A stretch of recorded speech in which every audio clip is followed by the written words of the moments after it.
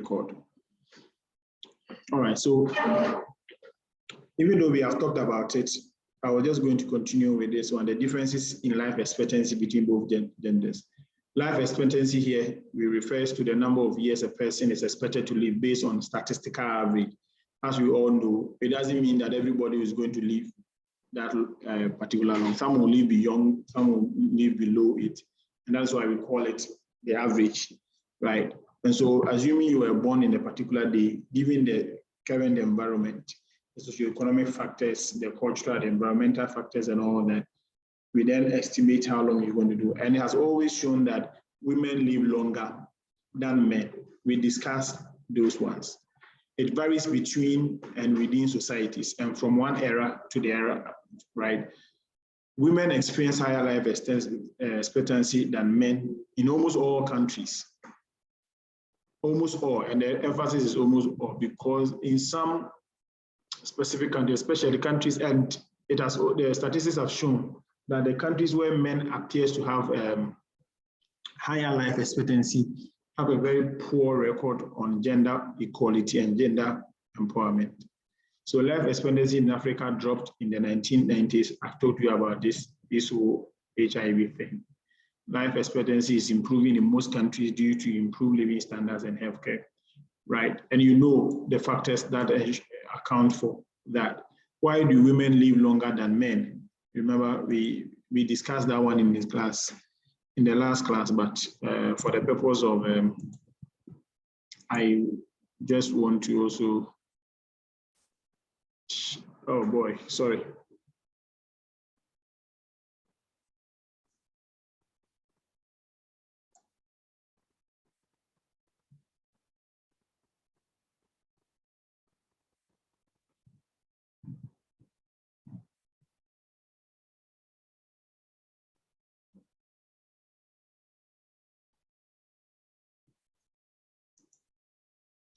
I may have to just quickly do a backup. Kindly give me 30 seconds. I've been signaled that my battery is low. I'm just plugging in my battery. My charger, sorry.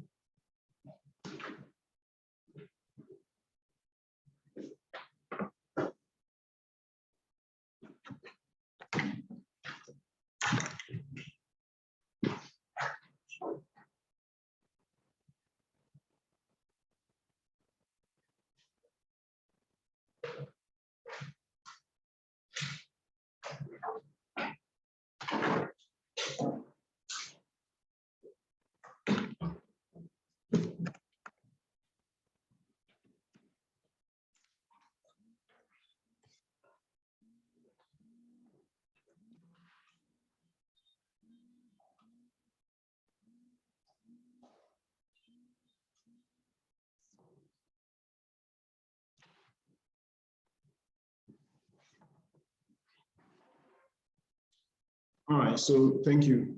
At least now I've gotten somewhere to charge the system. So these are some of the things that we say that men, when it comes to this, men are always in a comfortable lead.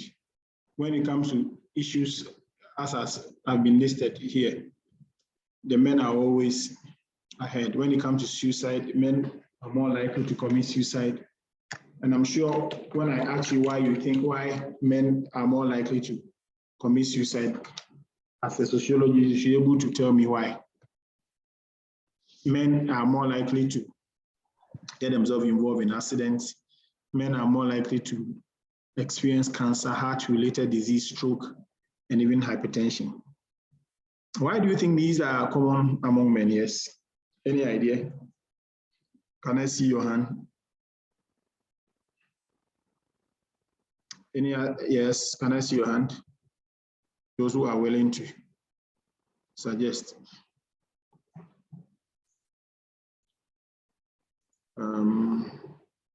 So Shelley, and then Enoch once again. Who is the third person? Bless. I haven't heard from you the whole of the semester. It's good to see you. Yes, so let's start from Shelley, then I talk to Enoch, and then Bless. Kindly unmute yourself. Okay.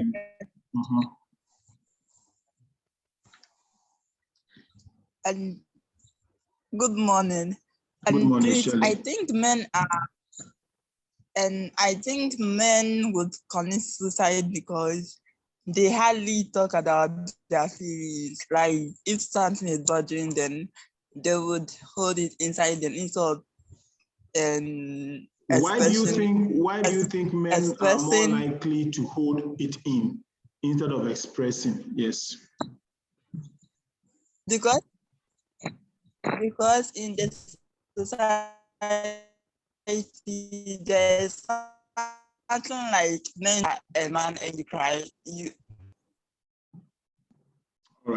All right. I get your point, and I think you are perfectly right, Shelley. Thank you very much for your contribution. Enoch, can I hear you? I'll talk about the heart disease and stroke. Yeah, go ahead.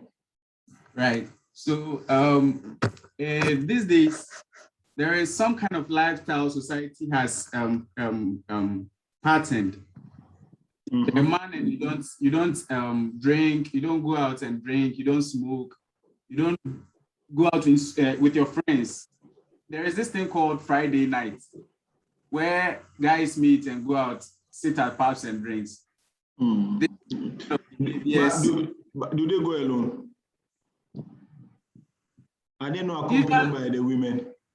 They are accompanied by the women, but usually the men take the high drinks, like high alcoholic percentage drinks, and then when it comes to smoking too, though the women do it, it's high when it comes to the men, part of the men. Okay, all right, thank you very much. So let's hear Bless, and then I've seen Benedicta, who has never spoken in my class, so she wants to speak today. I'll give you an opportunity. And then there's 9107, the last four numbers. So I want to also hear you. All right, so let's go.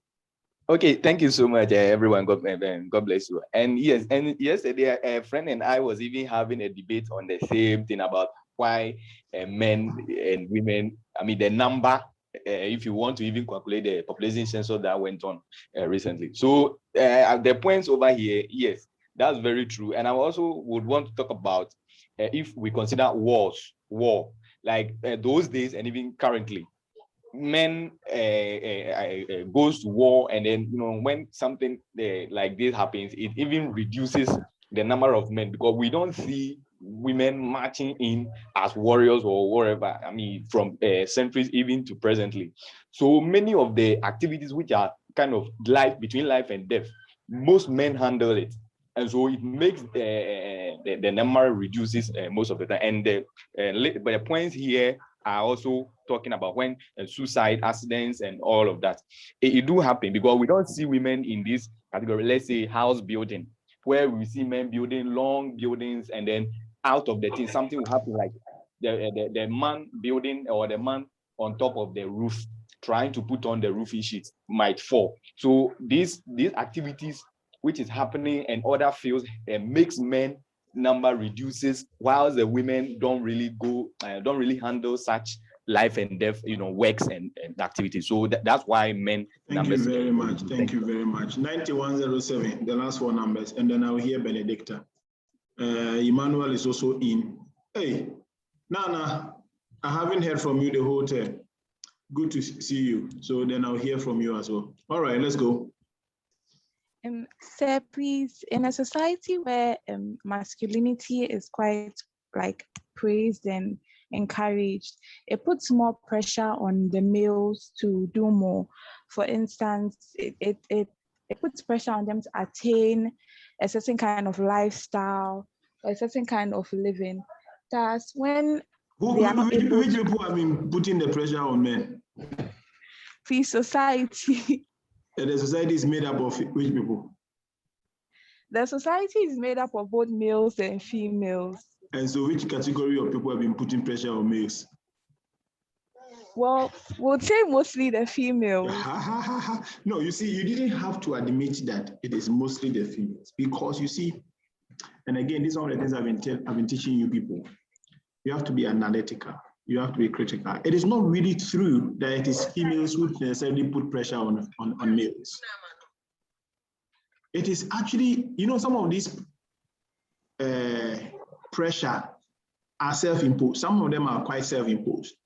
Men tend to challenge themselves. As you said, in masculinity, he has to demonstrate that he is capable, he is able, and then he stresses himself to do it.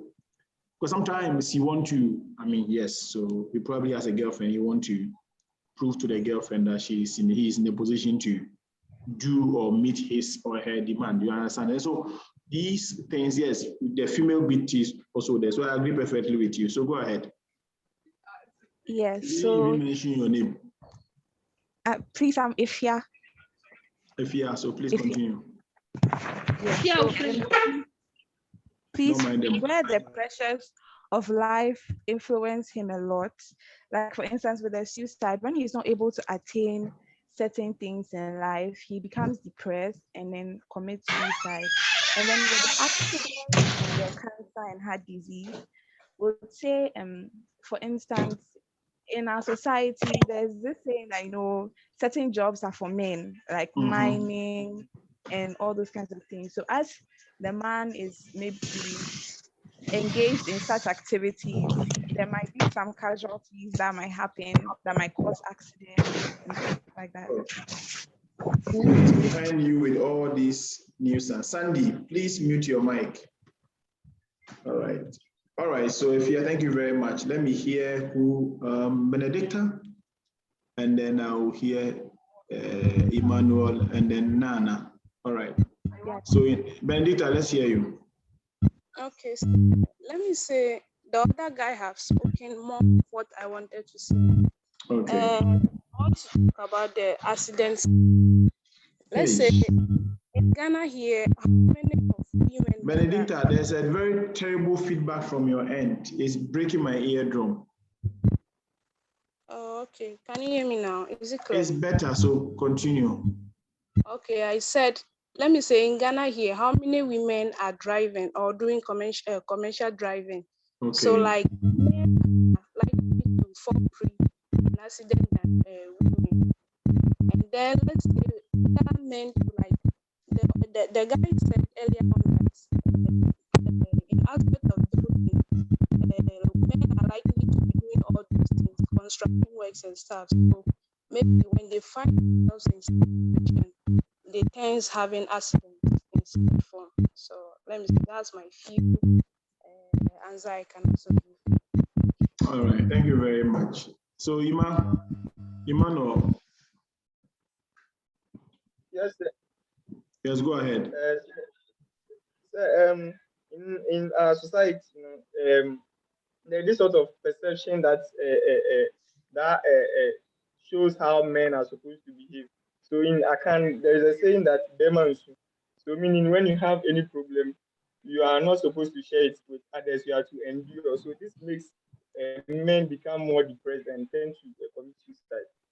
Yeah. Okay. So the whole cliche that a problem shared is half solved. Men are denying that opportunity. All right. Thank you very much. By virtue of the expectation that is placed on men. All right. Now, can I hear you?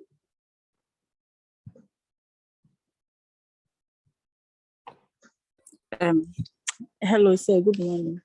Yes. Good morning. Please, I think men die. Women live longer than men because there's a standard of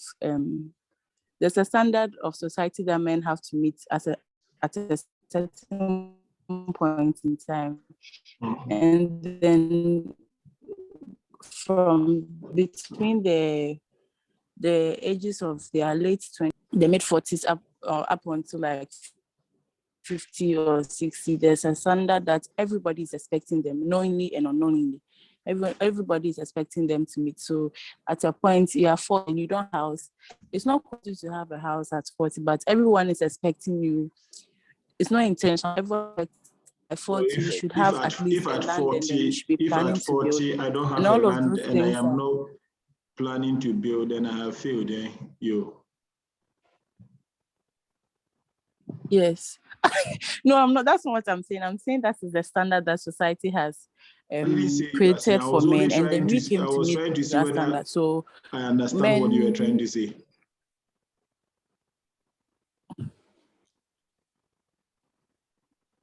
Oh yes, and then men tend to give in those pressures on him.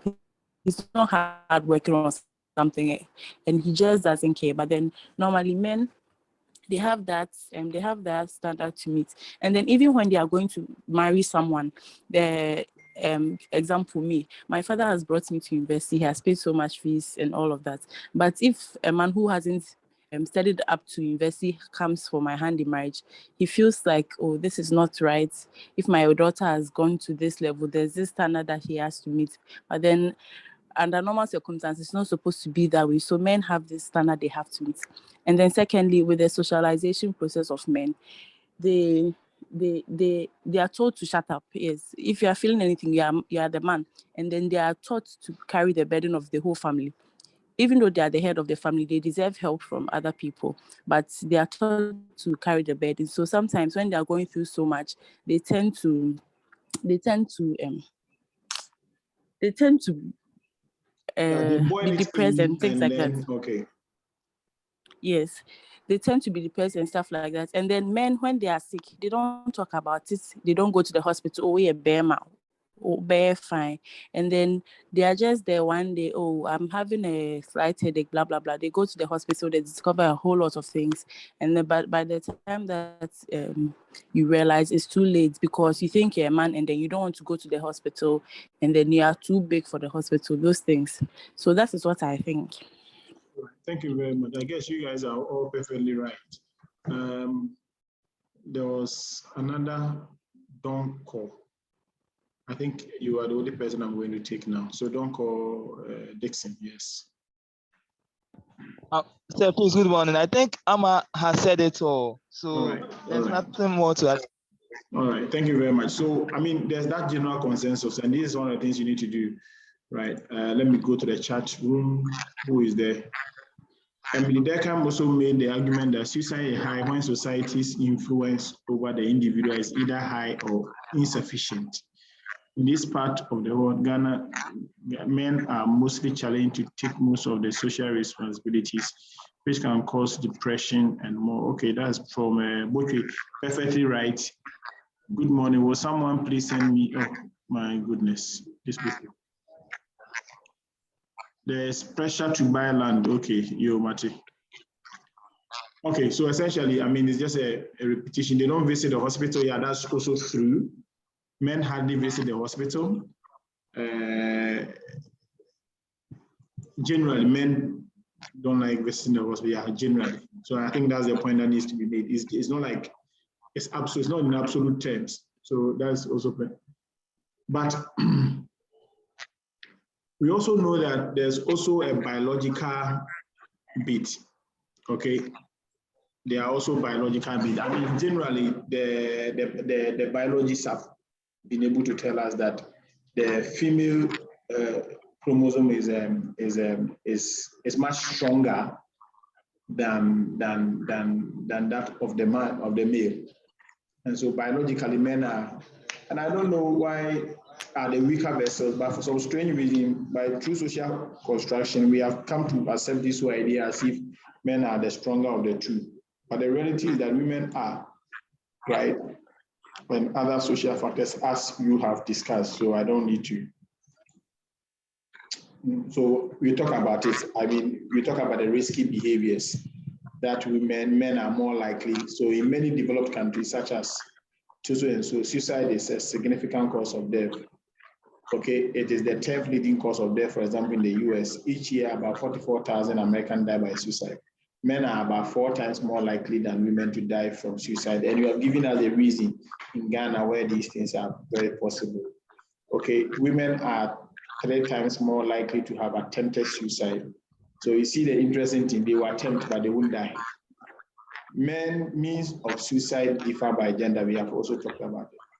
In Ghana, the suicide rate increases from 2,102. So again, all that we are trying to say is that these phenomena are not as alien to us as we had initially perceived. They are also common among us.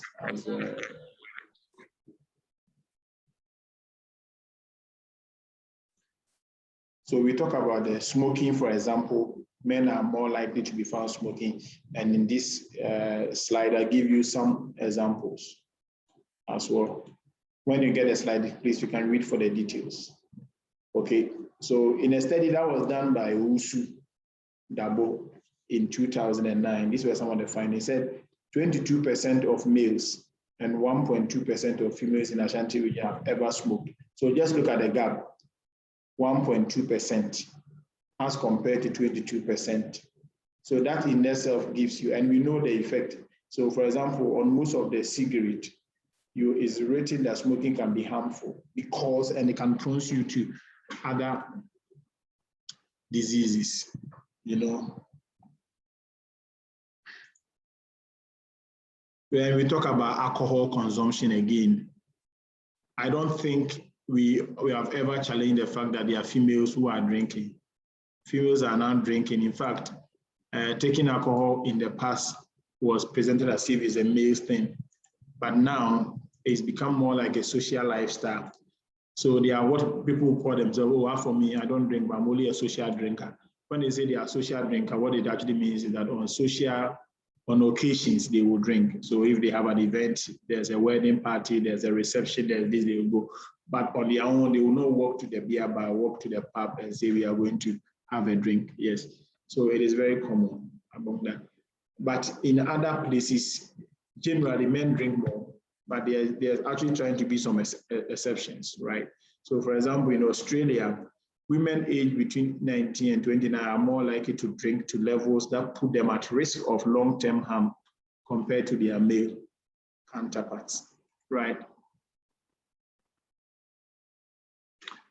Okay, so then you can talk about illicit use of drugs. Interesting, I think that was very silent in our the men who is more likely to have men smoking marijuana, doing the cracks and all those other things. So I'm saying that males of all ages have been found to abuse drugs more than their female counterpart.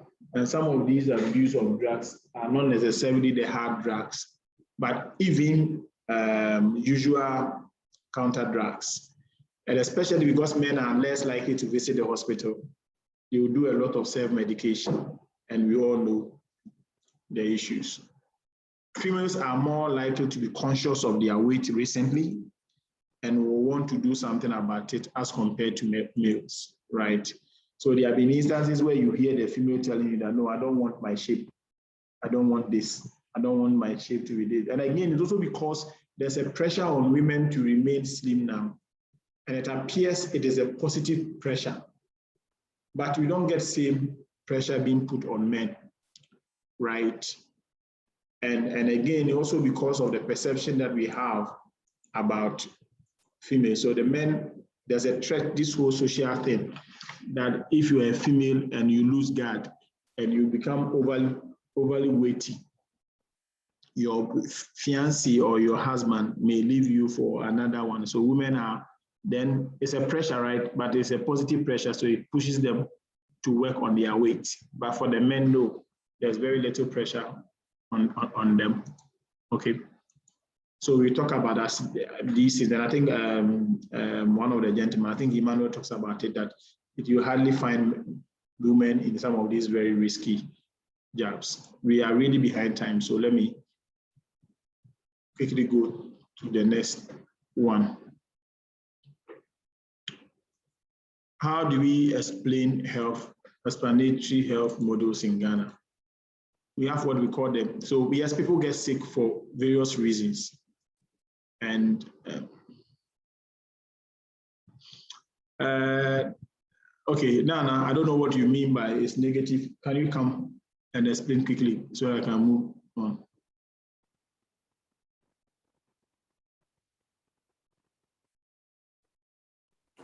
So I think it's negative pressure to put on women. It's negative to put pressure on women to lose weight because there are some people who are fat and healthy, and then there are some people who are skinny and healthy. It has nothing to do with the weight or anything like that. It's like that. I have a younger brother who's just like that. He doesn't have to eat much to gain it. So wait. In fact, it's not you see, positive. Okay, Nana, maybe you misconstrued my point. The point that I was making essentially is that if you look at the point that I put up there, what was it? I said that there is female are more conscious, okay, in working on their weight than the males do. That's the point that I'm making. And I'm saying this because there's this whole general expectation, as we've been talking about, that expectation around how a woman should look at, right? So whereas that could then get to the point where women then become a bit more conscious and are more likely to work on their weight. And I think generally women also tend to have that discipline, okay, to say no to certain things as compared to the male. The male, on the other hand, do not have that same pressure. Yet for some, it could be negative, okay? For some, it could, and I admit that position as well. But that consciousness to check their weight, obviously, is not something that you can, especially in the light of health concern, where we know that certain health conditions, you are more likely to be prone to certain health conditions if you are overweight, right? So if men lack that self-consciousness, because that alertness is not there from society, they do not develop that well. So yes, it is pressure, and generally every pressure is bad. But if it is channeled properly, right, it could become a positive one. Or it could be, yes, I mean, I admit that there are some people who, by virtue of that pressure, are not even eating, and that in itself is also posing a health challenge to them. So let's make a distinction between some of these things. The consciousness is good, we all admit, as compared to males who lack that consciousness. And I'm saying that this consciousness may also be as a result of the expectation that society also puts on both, on females, whereas that same thing is not about males. So thank you very much for that clarity.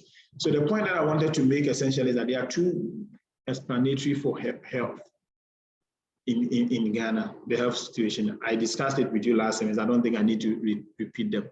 So generally, we believe that yes, people get sick if biologically something goes wrong. So you ate probably the improper food, you got in touch with certain viruses or bacteria and what have you, and that way you'll be sick. But there's also the understanding that people also do get sick because they have caused a distraction in social order, right? So you stole somebody's thing, you fail to respect somebody's contract, and then there's a spiritual implication about that, right? So that's the point that we need to. So for example, I say that the germs or the biological theory says that disease can be caused naturally by germs, viruses, bacteria. And this is as a result of the public health on ongoing education. So people now understand these things. But there's a local explanation. So for example, people say that if you have a wrong eating habit, and I think sometimes it do happen. There have been instances where people have been sick because they ate certain food at the wrong time. I know people who, for example, say that when they eat beans in the evening, they have certain difficulty with digestion and probably may lead to them being sick, right? And I'm sure you have some similar cases. If you do have some of those things, you can.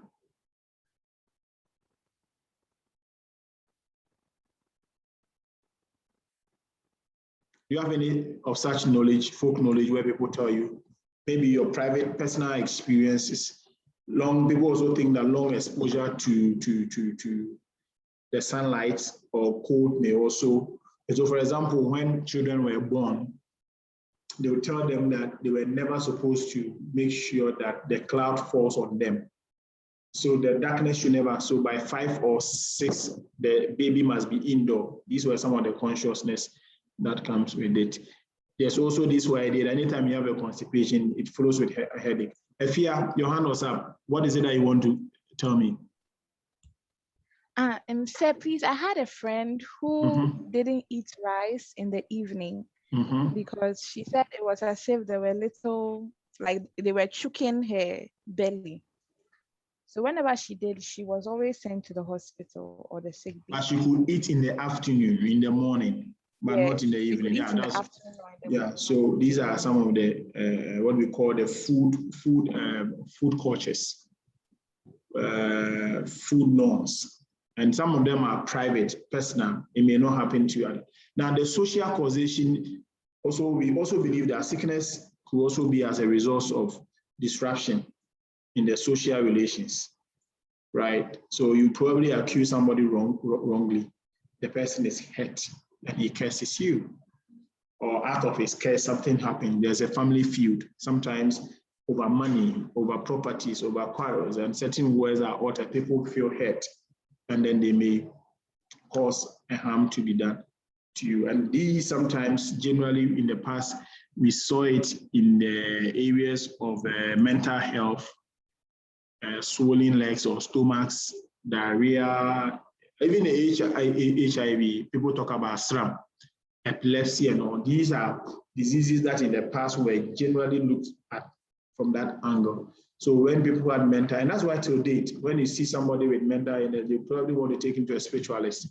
They think that somebody has done him a harm in and all that, right? So me too, I personally don't take milk in the evening. The following day, I will end up having running stomach throughout the day. Yeah, so that's another observation. So yeah, so there's a general understanding what we eat and how we eat could also cause some disruption for us. So thank you very much for those two important comments. Right, okay. Now, an initial perceived, so, and this is the interesting thing about us, there's a general interplay between the causative explanation. So one, we have said that germs, bacteria, viruses make up, so we call the biological explanation. Then we have the social explanation. But the interesting thing is that an initial perceived cause of disease may change. So for example, if you are having a stomach or a diarrhea, let's put it that way. But not really, when you're having diarrhea, if you take the normal diagnosis is that probably you have a ORS, right? Or some of you will go and buy Imodium or whatever just to stop it, right? And the expectation is that within 48 hours, it should cease. So if after 48 hours, it doesn't cease and you go to the hospital, you are expected that latest by 72 hours, the diarrhea should cease. If after 5 days, a simple diarrhea has not ceased, all the known prescriptions you have followed and things are not improving, then that initial interpretation that you probably may think that you have probably eaten, it was food poison and all those other things, then begins to move away. And your thinking then may take you into the social causation or the spiritual thing, and then vice versa, right? You understand that? So that's the point that we are making. So for example, an initial interpretation of a disease as a germ caused may take on a different interpretation after a while. Example, a headache or a sore, which lingers for a while. In the same way, an initial interpretation of a social or causation or a spiritual may change to germ or biological. So for example, HIV, initially, when we didn't know what HIV is and mental illness and all those things were, everybody who experienced that was perceived as having been cursed, and in account they will say, okay?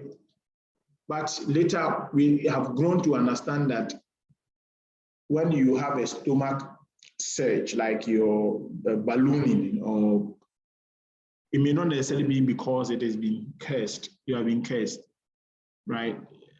So if, for example, somebody have had that experience, then you probably just go, and then the interpretation then will change. I don't know if you have ever had any such experience, or you have heard a story where somebody initially has been told that it was A, but later after they will tell you that no, And I'm sure you have heard this explanation where people have said that when they're near hospital area, right? I'm sure you've heard that when people have said that, oh, as for this one, it's not help, you better go and seek for spiritual help, because at a point the understanding is that no,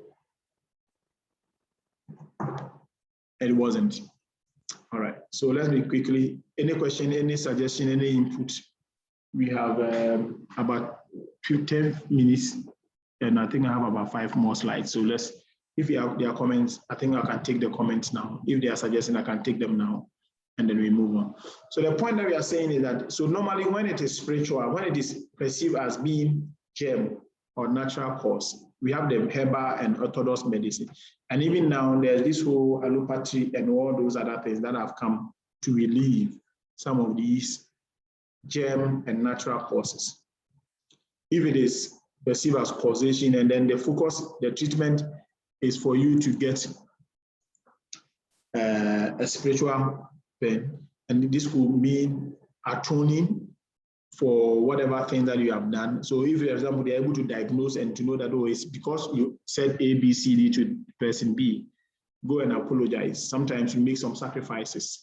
Sometimes you go and then you buy certain things and then you to atone on your behalf. Through divination, you get to know who is causing you the harm and all that. And then you go and make peace. And then the offending person may agree. And especially if the person refuses to agree, then it probably means that you need a superior power who may override that offender who is refusing to let you go and order you. So we are saying that Ghana then have a very pluralistic, medical system, because it combines both the modern and the orthodox medicine with the traditional medicine, right?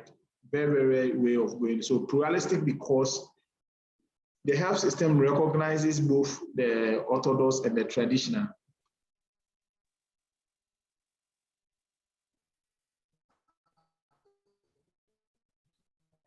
Is that okay? So please, this is where I want to. What's the last? So the last one. Now, the last theme for today is the factors that influence the choice of a health facility. So yes, you have decided that the sickness is germ. Okay. Where will you seek help? Where will you seek help from? And what are the factors that will determine whether you go to A or you go to B? So Chumesi, who was a former lecturer in the Department of Sociology, Professor Chumesi, in 1975, wrote a paper, and these were some of the things, and it's a seminal work because it has still been proven to be valid. He says that the first determinant as to where to have a disease is your first interpretation or understanding of the nature of the disease, right? What is the nature of the disease? So one, do you perceive it to be germ caused, that is natural, or it is social? So the first determinant is how one perceives it. So that aside, then I will put the second one, a guarantee that a cure can be found. So for example, if I have a sore and I interpret it to mean a curse that has been placed on me because of ABCD, as to whether I will go and act on it or not is determined whether I believe that it can be cured. If I don't think it can be cured, then I'll make no effort. I will just rather prepare to die or decide that as for this sickness, it will never go, so I'm going to live with it for the rest of my life. The other factor is the cost involved in getting the cure, as well as the distance. So we mentioned these 4 important factors as determining where somebody seeks help. The first one is the nature of the disease. Is it germ? Is it social causation? Can that disease be cured? Or can I find a relief? The distance as well as the cost. here I had tried to talk to you generally about healthcare and some of the milestones that we have talked about in Ghana. So in Ghana, we have the Kolebu Teaching Hospital being built in 1923, you all know. There are other teaching hospitals in Ghana now. In fact, now we have the Cape Coast Teaching Hospital also in addition here.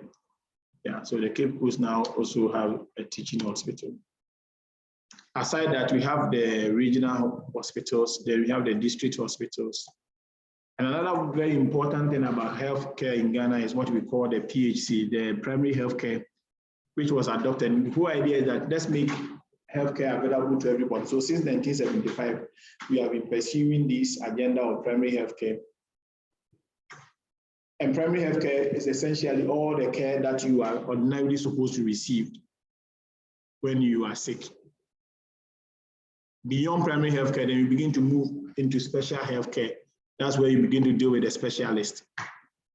And in doing that, we decided to build polyclinics, we have decided to build cheap compounds and all those things.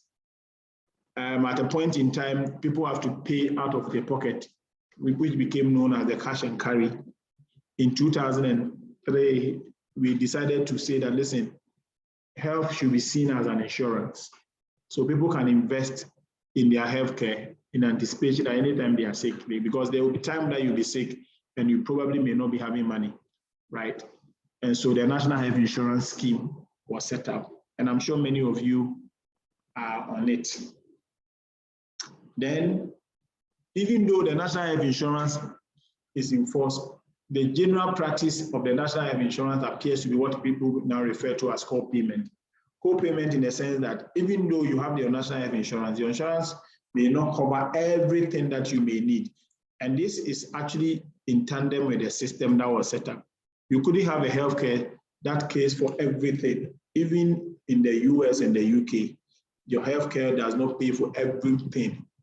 It pays for specific things, usually in the form of primary healthcare, right? And that if you want to have, then you probably would then do what people call private health insurance to augment that. In Ghana, some of these people are doing it. There are some companies that are doing private healthcare as an augment, okay, to augment the National Health Insurance. So you may have National Health Insurance, but when you go, they'll tell you that as for this medicine that you require, it doesn't cover.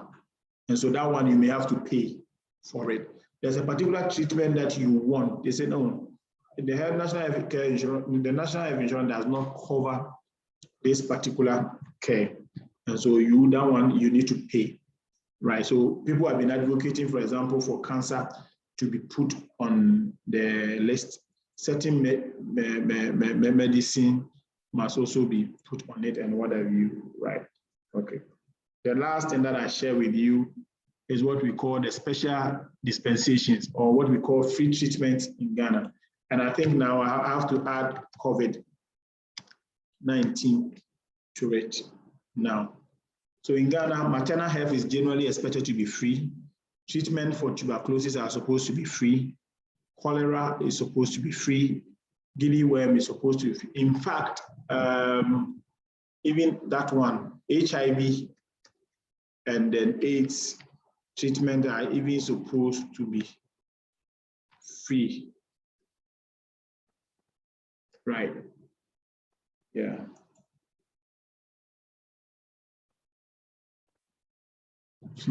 I don't know what, Sandy, you are.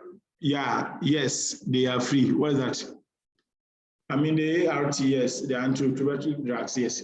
they are, yes, you have a, so that's what I mean by that. The diseases that are common in Ghana are malaria. It's actually the leading cause of death in Ghana. Typhoid is also very key. Cholera, for some time now, has been out of our system, at least for the last 2, 3, 4 years.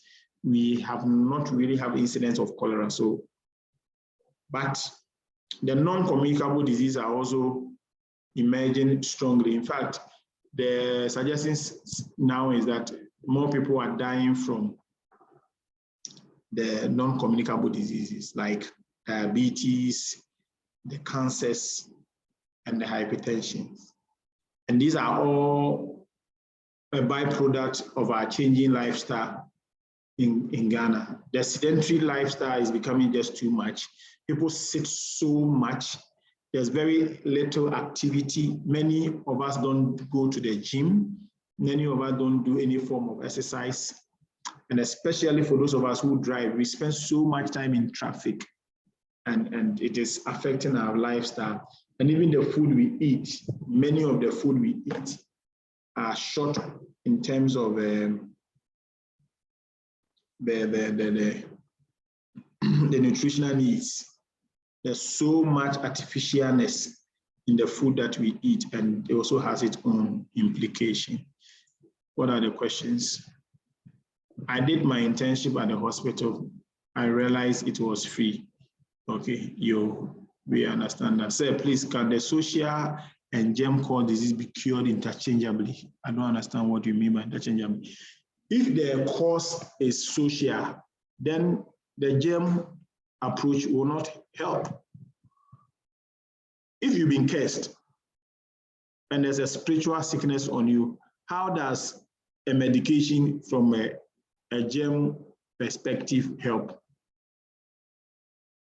Do you understand that, Famie? Yes. So, okay, your hand is up. If you want to talk, kindly unmute yourself and speak so I can hear. Maybe I didn't understand. Yeah. Okay, so like, I meant like recently, like there are some pastors, maybe my head is paining me.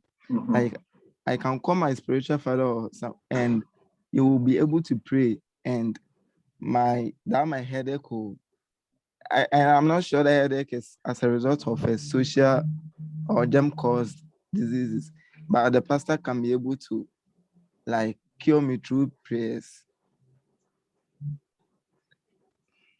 Okay, so this is so, and this is one of the things that I guess complicates the discussion of health and spirituality and all those other things. And this is what happens. It may be spiritual, but it may be manifesting physically. Right? And there's a gem explanation for everything that is spiritual. Because how does it show up? So sometimes the doctors will do their diagnosis. And that's why I said that the diagnosis may, the interpretation of the sickness may change over time. So, for example, how does it, if somebody has cursed you, it may, how probably may it show up? It may show up with a headache. And headache is normal germ diagnostics, right? So migraine, for example. You go, the doctors will say, okay, oh, this, they run the test. Okay, if it is, that's what it is. Let's give you some painkillers.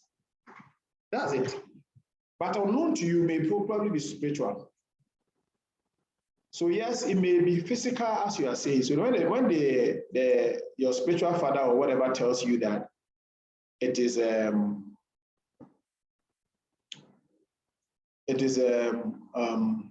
what do you call it?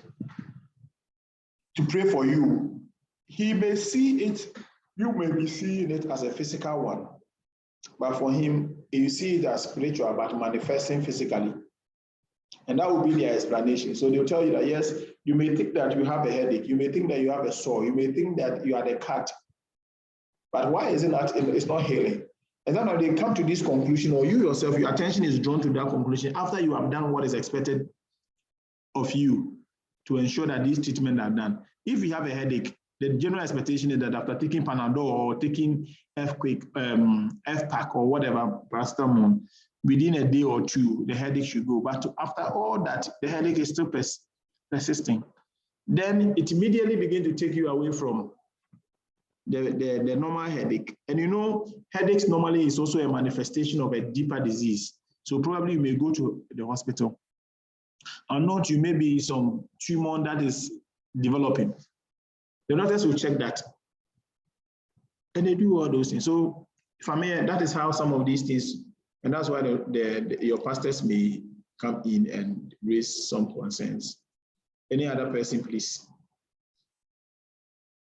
If there are no questions, then I think I'll call it a day. You're expected, and I'm sure you all know, you've seen the announcement, you are taking your IA this Sunday at 3 p.m. It's going to be 30 objectives generally.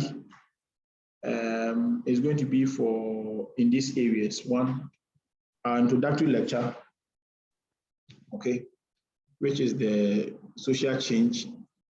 Then we have done the political institution, we have done the economy, we have done marriage, and then the last one that we have done is rural urban migration, the demographic characteristics. So essentially, these are the areas. I will ask probably an announcement to be made to that effect, so you get to so that you don't get to confuse it. So the point that we are making essentially is that we are talking about the first lecture, the first 6 lectures, I mean. So the first lecture was the changes in demographic, the concept of social change. 2, we did the political institution.